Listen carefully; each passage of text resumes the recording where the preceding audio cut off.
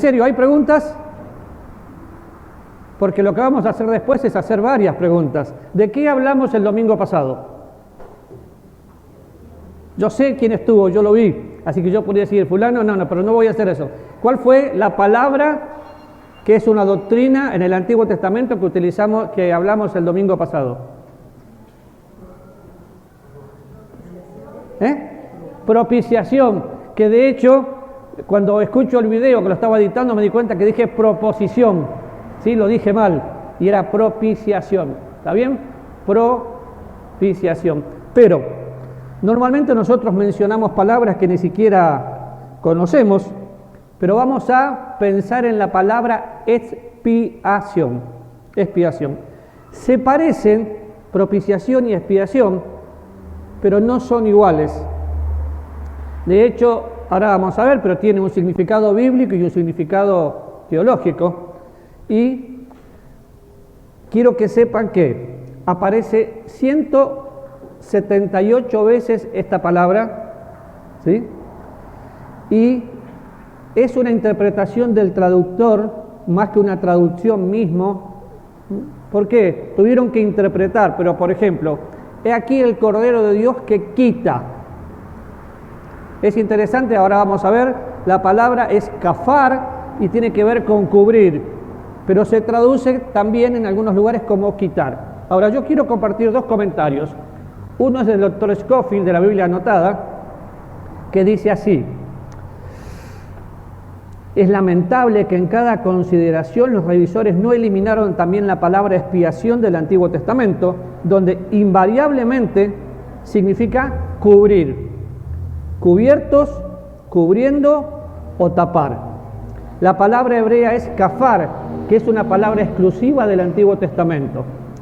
Y si se dan cuenta, tiene que ver con propiciación, porque también era tapar o cubrir, pero veo que algunos están tomando nota. Esta palabra aparece en Éxodo capítulo 29, versículo 36 y 37. Aparece en Éxodo capítulo 30, versículo 10, 15 y 16. Aparece en Éxodo capítulo 32, 30 al 35.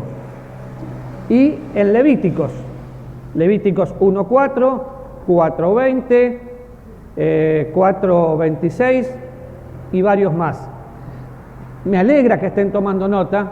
Cualquier cosa me piden la presentación, se las voy a dar, o las notas con mucho gusto, pero yo dije que había dos significados, uno bíblico y uno teológico.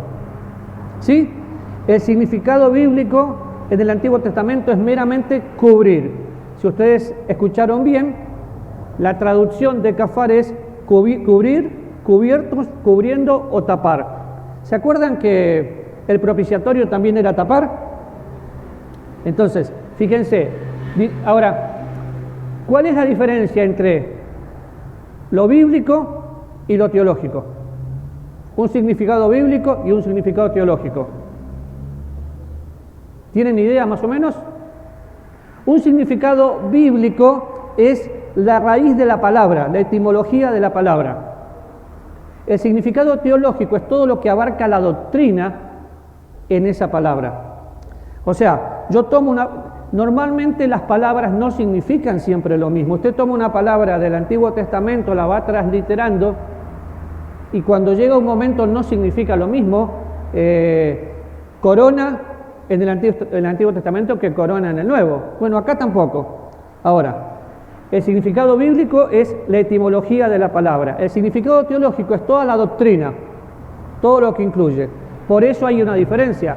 ¿Por qué? Porque estamos hablando de la doctrina de la salvación, que siempre va a terminar con Jesús.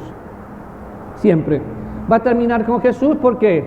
Porque Él es el que quitó el pecado, el que expió el pecado y lo hizo una vez y para siempre. Entonces, el significado bíblico de expiación en el Antiguo Testamento es meramente cubrir, mientras que el significado teológico es quitar o la completa satisfacción por nuestro pecado. ¿Por qué la completa satisfacción por nuestro pecado? Porque el hombre había sido creado, estaba condenado, Dios quería salvarlo, pero tenía que haber una ofrenda perfecta, y la ofrenda perfecta fue Cristo. siempre que vamos a la Biblia, vamos a terminar pensando en Cristo. Y solo Jesucristo pudo quitar el pecado. Ahora, yo quiero leerles, este es un diccionario del doctor Lacueva, excelente. Quiero leerles lo que él dice, de muchos diccionarios es uno de los que más me gusta, y compartir algunas cosas. Dice, este vocablo entró en el castellano a mediados del siglo XVI y tiene dos sentidos, uno general y otro especial. En el sentido general, la expiación es reparación que el orden moral exige del ser humano por la comisión de un pecado, incluidas sus consecuencias. Si yo solamente me quedo ahí, me habla de la reparación en el sentido moral, incluido las consecuencias. ¿De quién? Del ser humano. Y definitivamente, la consecuencia del pecado, ¿cuál es? La muerte. Entonces había que buscar una solución. Esa reparación debe comenzar en arrepentimiento sincero del pecado cometido, en la retracción adecuada y la disposición a reparar los daños causados y aceptar el castigo merecido. Así se repara el desorden contra el orden moral y el ofensor se pone de nuevo en la correcta relación con Dios y ante la sociedad, al mismo tiempo que se restablece su honor. Cuando yo leí esta definición, no hay mejor comentario que la misma Biblia. Si empiezo mirando, dice, el que confiesa el pecado y se aparta alcanza misericordia. Y acá me habla de restaurar y volver al honor. Cuando pienso en la expiación, que también la encontramos en palabra del apóstol Juan, es quitar el pecado, porque el pecado fue puesto en Cristo. Y si miran la definición del doctor Lacueva, esta reparación debe comenzar por arrepentimiento.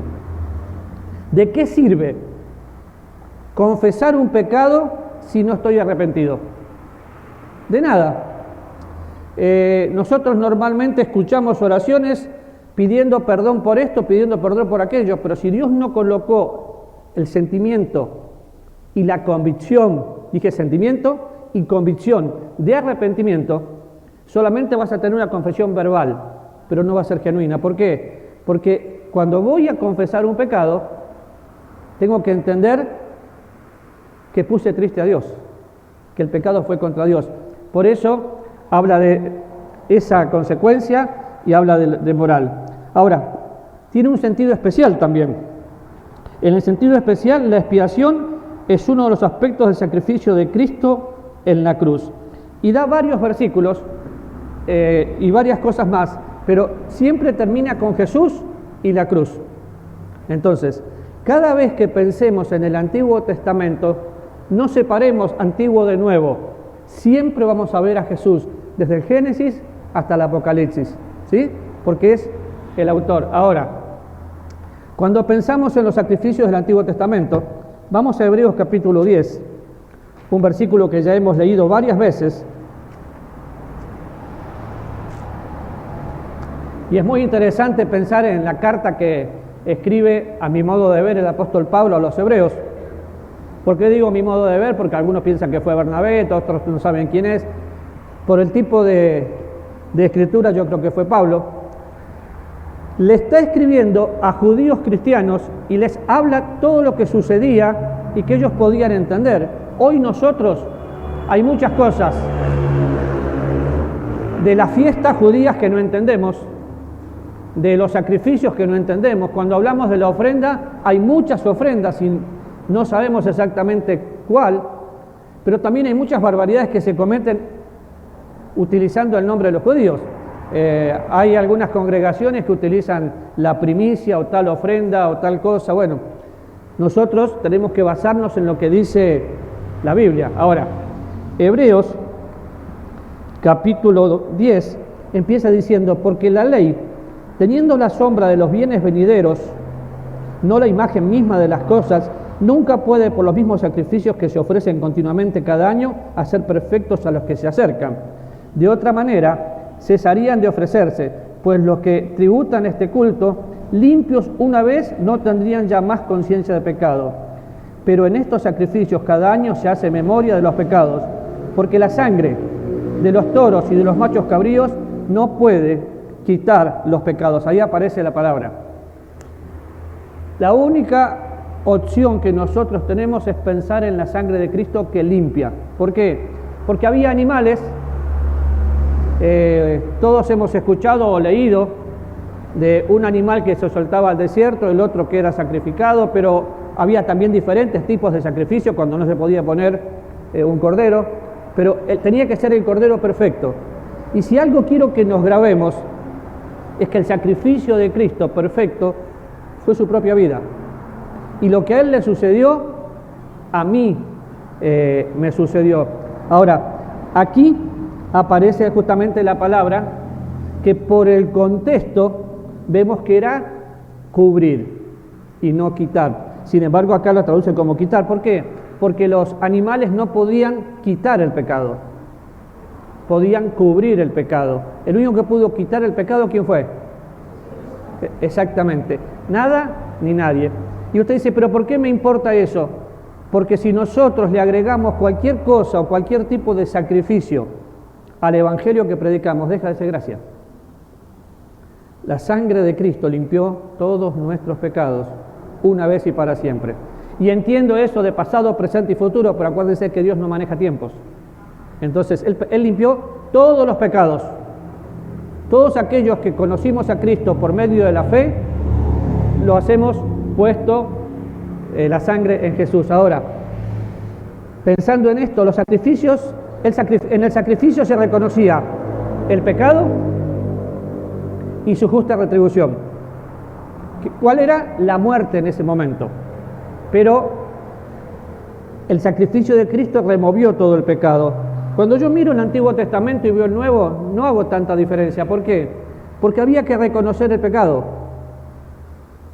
Hoy también. Si una persona quiere ser salvo, tiene que reconocer que es pecadora. Si yo predico o enseño un evangelio sin cruz, sin sacrificio, sin sangre, no es evangelio. Es cualquier cosa menos evangelio. Y hay diferentes, solo para su información, hay diferentes teorías en cuanto a la expiación o la muerte de Cristo. De hecho, si le preguntan a un judío, si van a Israel, le preguntan a algún judío, ¿qué pasó con el cuerpo del Señor? Y seguramente te van a decir lo que escucharon, se robaron el cuerpo. Porque ellos no van a aceptar que resucitó. Entonces yo le voy a mencionar algunas teorías que hay, solamente para que usted tenga una idea y para desafiarlo a algo, a que vaya a su casa, busque una teología, por ejemplo, la teología básica, el doctor Rairi, o la teología sistemática de Schaffer, y van a poder encontrar muchas cosas. A veces los cristianos no queremos estudiar, pero necesitamos estudiar. ¿Por qué? Es muy común que los cristianos quieran estudiar apologética para poder defender su fe. La mejor manera de defender la fe es conociendo la verdad. Yo no necesito estudiar lo que cree en tal o cual secta. Necesito entender lo que yo creo y nadie me va a poder engañar. Entonces la primera teoría fue la teoría accidental, que es ridícula, pero hay teólogos que la enseñan. Y sostiene que la cruz fue algo imprevisto en la vida de Cristo. El Calvario no estaba en el plan de Dios para su Hijo. La muerte de Cristo fue un accidente tal, imprevisto e inesperado como lo fue la muerte de cualquier otro mártir. ¿Qué piensan de eso? ¿Entendieron lo que dije? ¿No suena ridículo? Pero se enseña.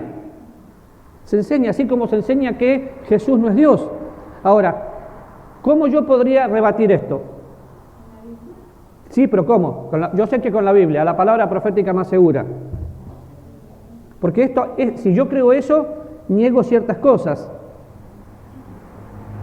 ¿Qué estoy negando?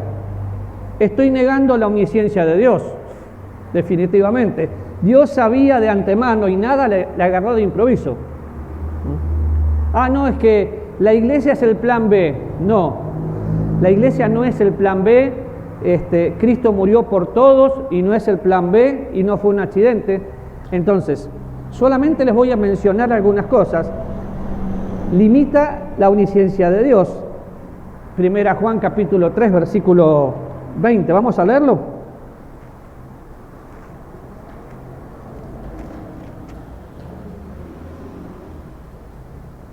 Cuando leemos la Biblia, tenemos que pensar qué va a suceder con nosotros si algo no está bien. Y dice, pues si nuestro corazón nos reprende, mayor que nuestro corazón es Dios, que sabe todas las cosas. Amados, si nuestro corazón nos reprende, confianza tenemos en Él. Y cuando yo estoy leyendo la Biblia y me quiero desviar para mi propia conveniencia, yo empiezo a sentir en mi corazón algo que no es verdad.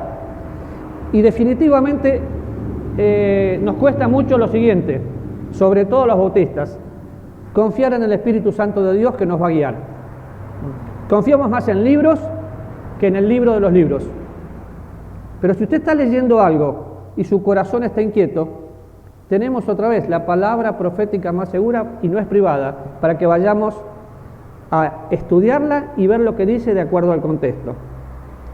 Si pensamos en esto, no hay nada que a Dios le tome por sorpresa. Otra vez está el plan de Dios para con Israel y el plan de Dios para con la iglesia. No es plan A y plan B, son dos planes diferentes. Por eso nosotros hoy no tenemos nada que ver con Israel y tenemos mucho que ver con la iglesia. Por ejemplo, Israel no va a ser parte del rapto, ni siquiera hablan de rapto. Sin embargo, encontramos muchos evangélicos, bautistas y de diferentes denominaciones no católicas que tampoco creen en el rapto y mezclan Israel con la iglesia, nosotros no. Ahora, definitivamente, ¿cuántas profecías hay acerca de la muerte de Cristo? Muchas. Podríamos mencionar muchas. Entonces, si yo creo esa teoría, estoy negando las profecías que me decían que el Cordero tenía que venir, que el Mesías tenía que venir, que el Mesías tenía que morir. Entonces, fíjese qué fácil, solamente mostrando. La otra teoría es la teoría del mártir. Sostiene que la muerte de Cristo fue la misma que la de cualquier otro hombre noble que haya dado su vida como un sacrificio por un principio o una verdad. Su fidelidad requería de nuestra parte una devoción similar a esa verdad y principios, aún hasta el punto de estar dispuestos a sufrir por esa misma convicción, al igual que Cristo. No, Cristo no fue ningún mártir. Puedo pensar en Esteban como un mártir, pero Cristo puso su vida voluntariamente, ¿se acuerdan?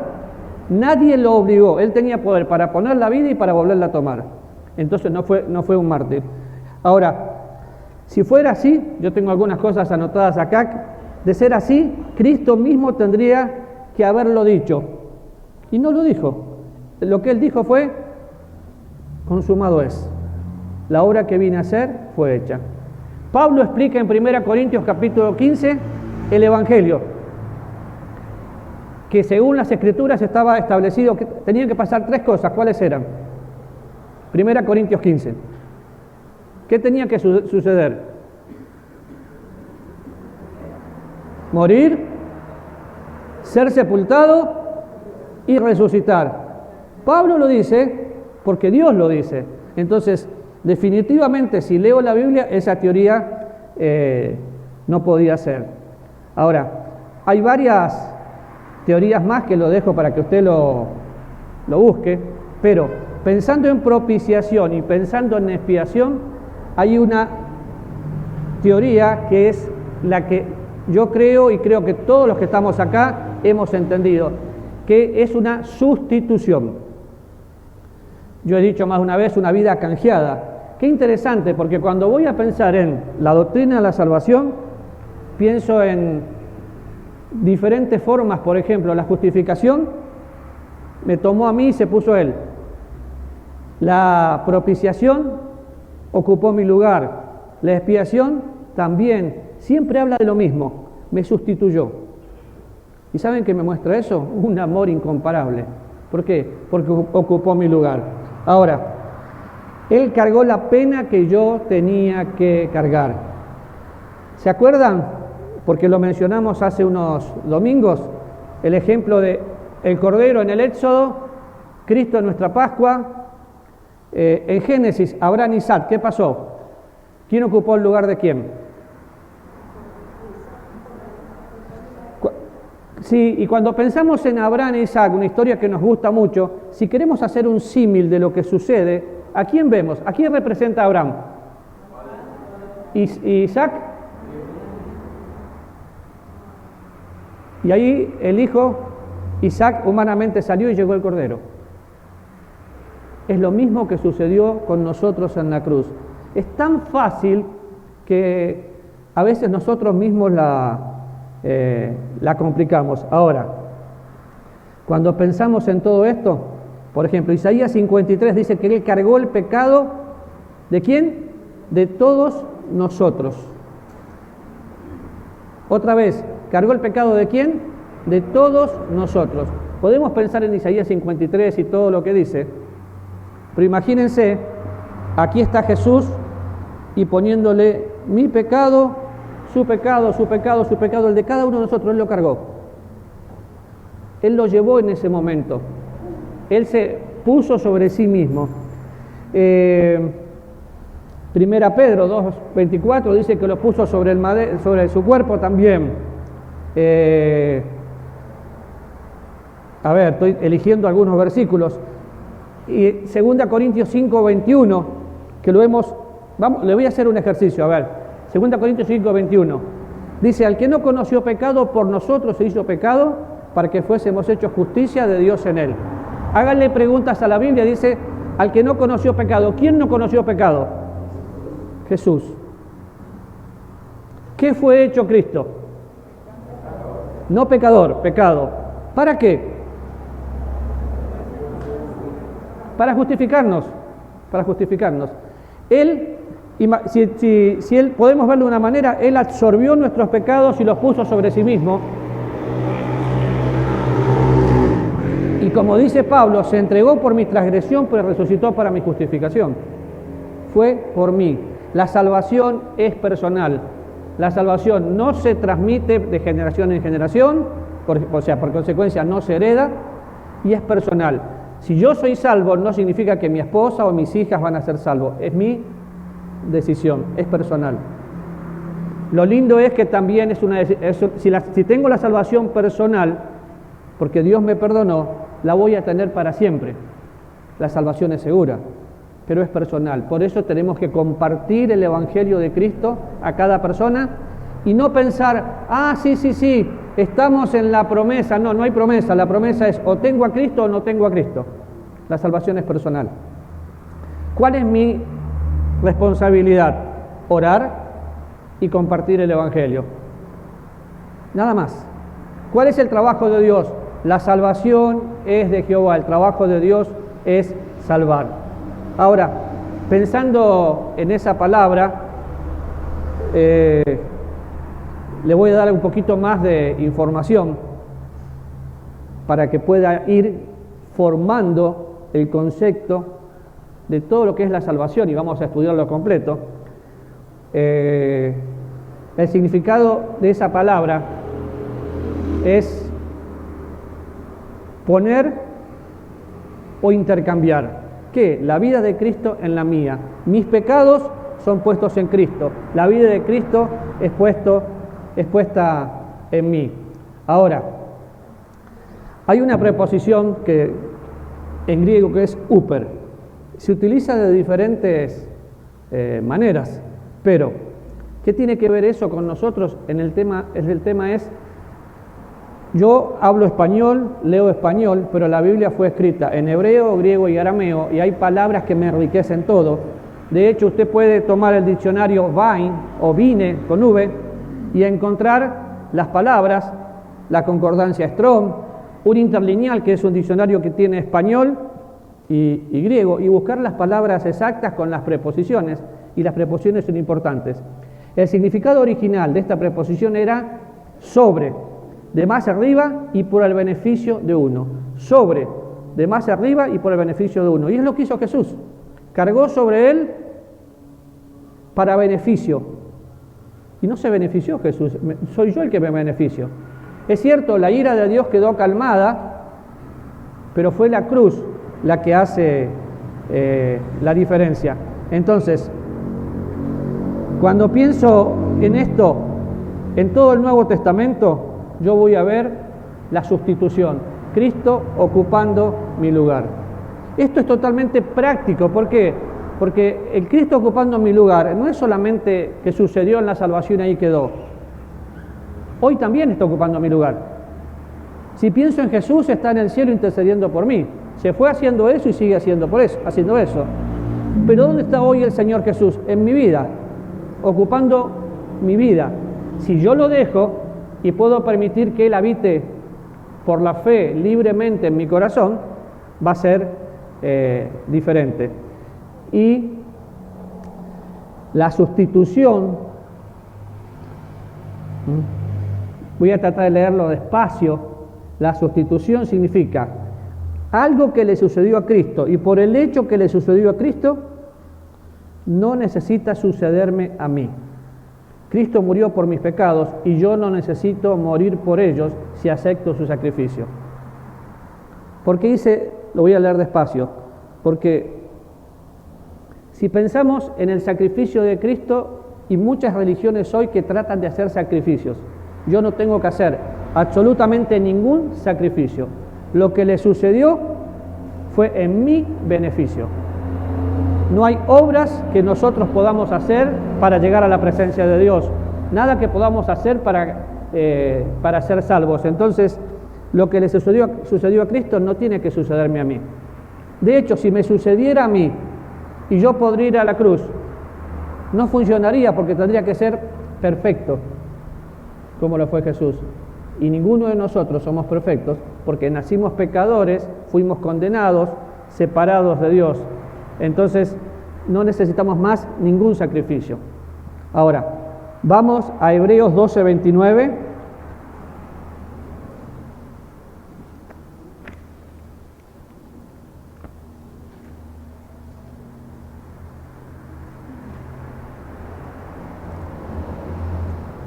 Y después vamos a leer Nahum. Hebreos 12:29, ¿quién lo tiene? Así sé que todavía están despiertos.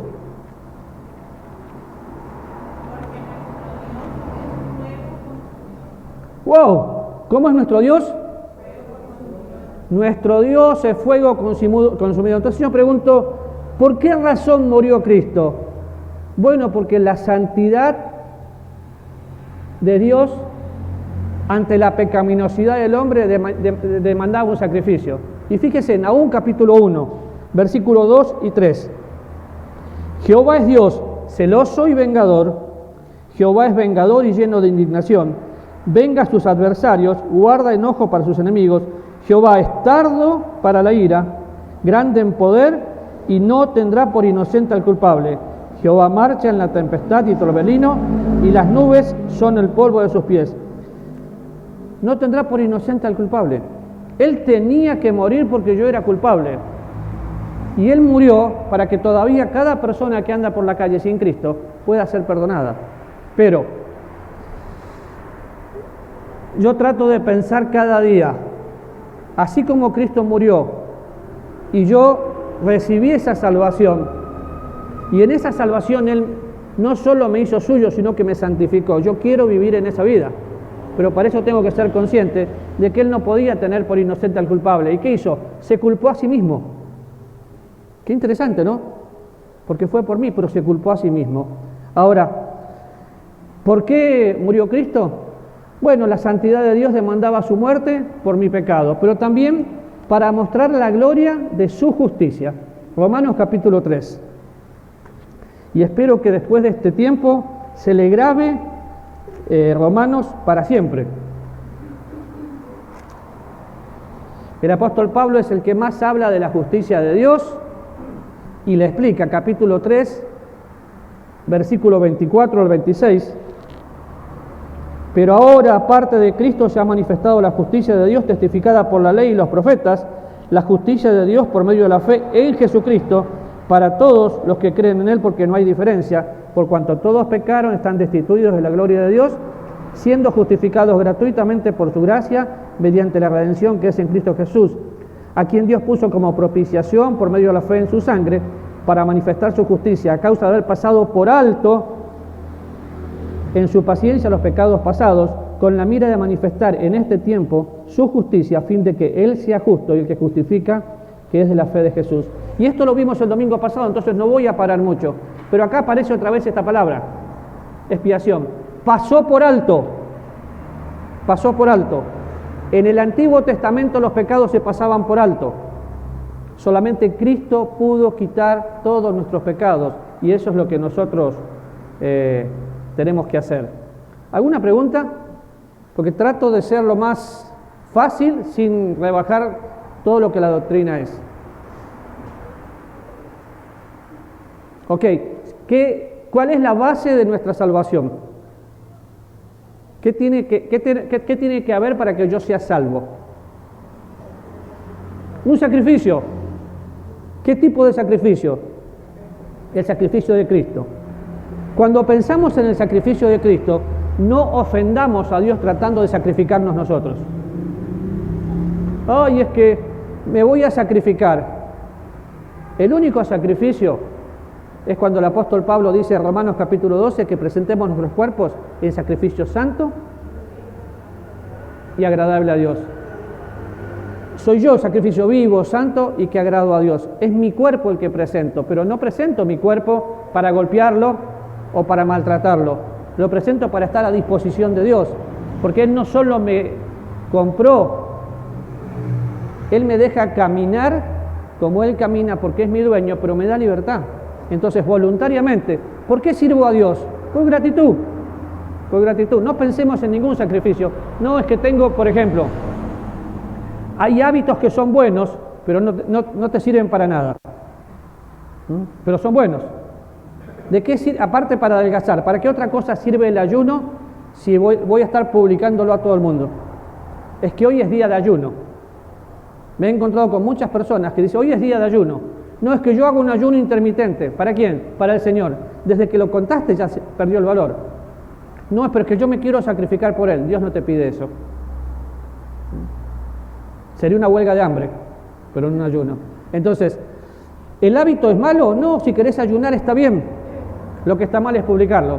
Es que voy a leer más veces la Biblia para sacrificarme y me quedo de noche. Dios no te pide eso.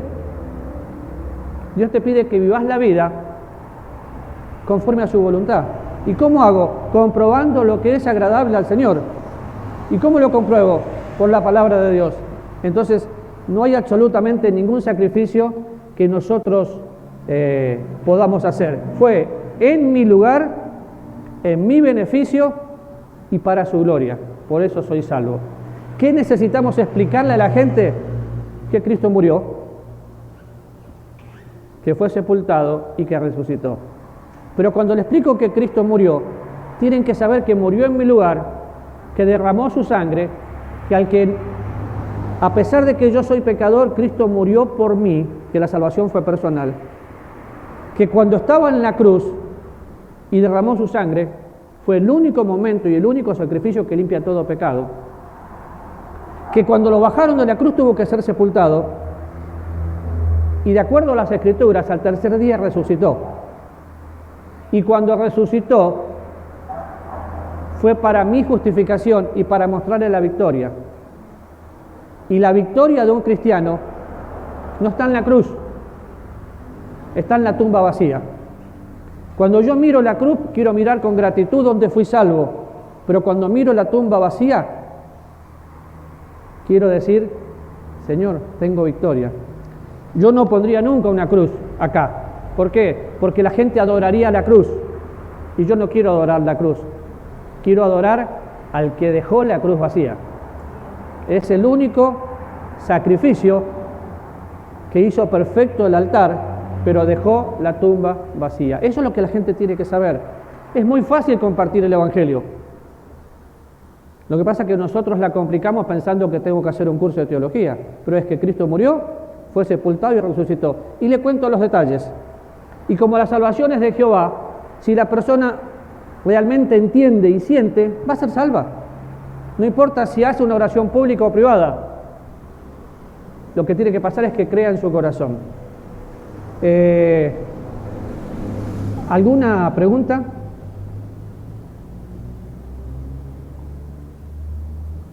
Entonces les dejo algo para que piensen. El Hijo del Hombre vino a buscar y salvar lo que se había perdido. Yo no sé de usted. Yo un día conocí al Salvador, pero no sé de su familia. Usted no puede salvarlos, pero puede compartirles el Evangelio. Porque si el Hijo del Hombre vino a buscar y salvar lo que estaba perdido, antes de irse al cielo dice: toda potestad me es dada en el cielo y en la tierra, toda autoridad. Por tanto, ustedes vayan. ¿Y qué hagan? ¿Qué hacemos? Hacemos discípulos, predicamos el Evangelio, le enseñamos todas las cosas. Qué buen desafío que tenemos. La semana que viene vamos a seguir estudiando algunas palabras, pero espero que ahora, cuando escuche propiciación, expiación y palabras que sonaban difíciles, les suene fácil. Porque las repetimos como loritos, pero a veces no vamos al diccionario o no buscamos lo que significa. Y solo piense esto: fue por mí. Fue por mí, fue por mí. ¿Vamos a orar? Amado Dios, cuando puedo llegar a pensar que fue por mí,